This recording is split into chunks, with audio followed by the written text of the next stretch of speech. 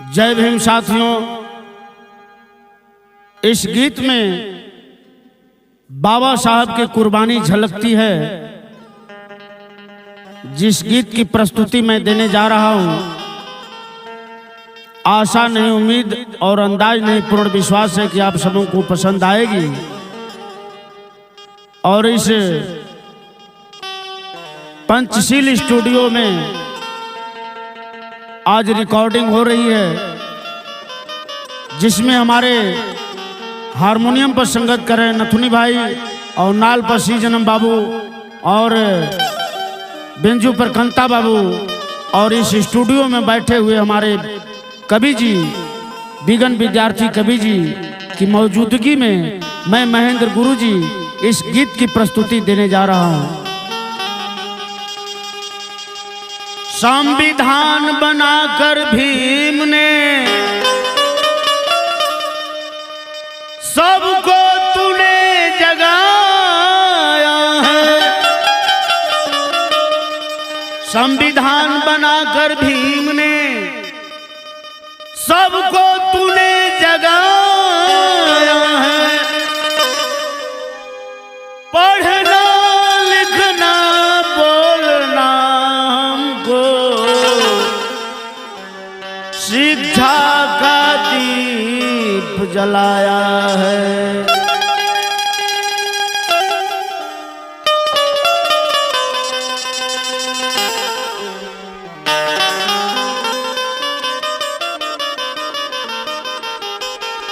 हो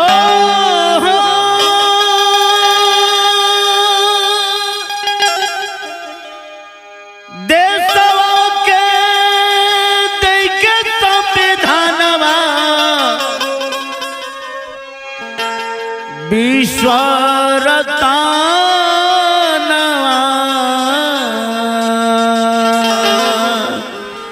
भैल भी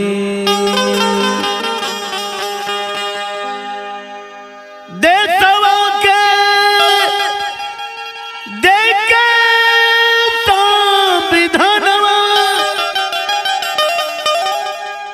देशवा के देके संविधानवा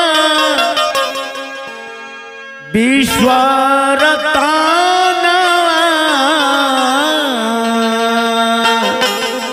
भैल भी। और छछनेला हमरो परनावा, छछनेला हमरो परनावा, अपने सपनावा भैल भी।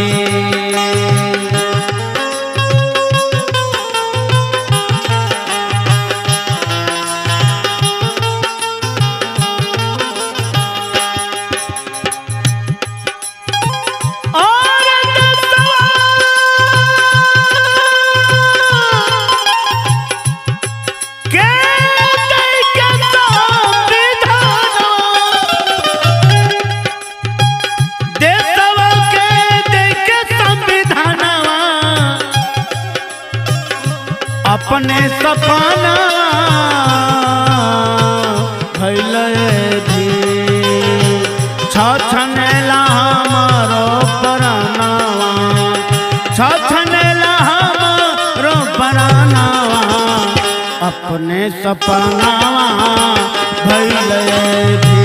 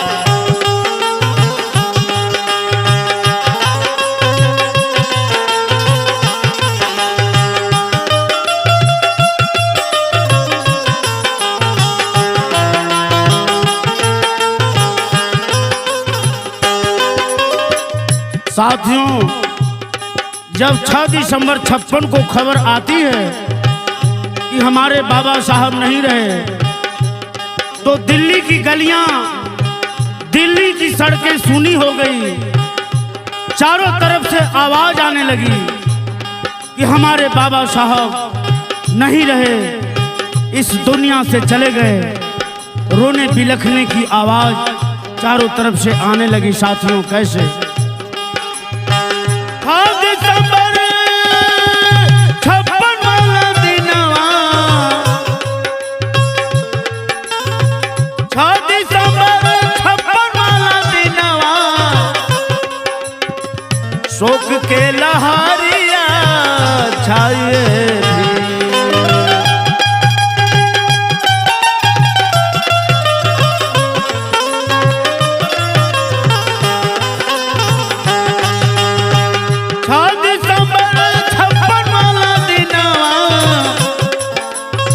शोक के लहरिया छाए भी, शोषितन के तोड़ के अरमानावा, शोषितन के तोड़ के अरमानावा, अपने सपना भइले भी, शोषितन के तोड़ के अरमानावा, शोषितन के तोड़ के अरमानावा, अपने सपना भइले भी।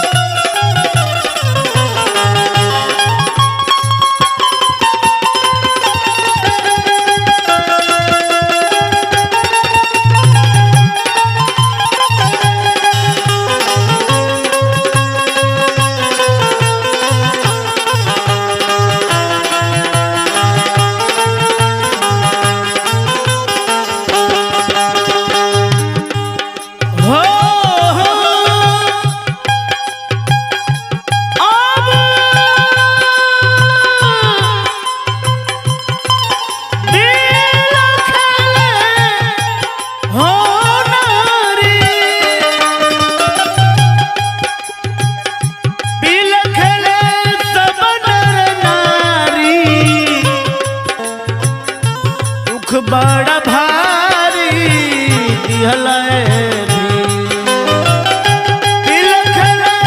सब नर नारी,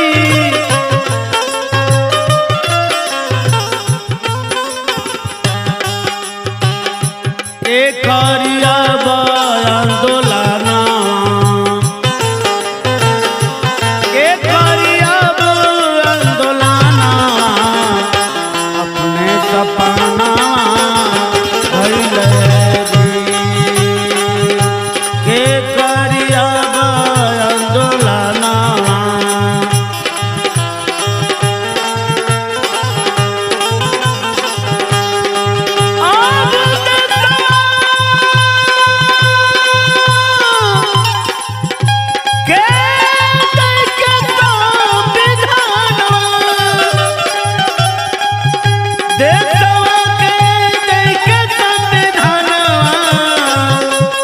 ईश्वर कानवा भइले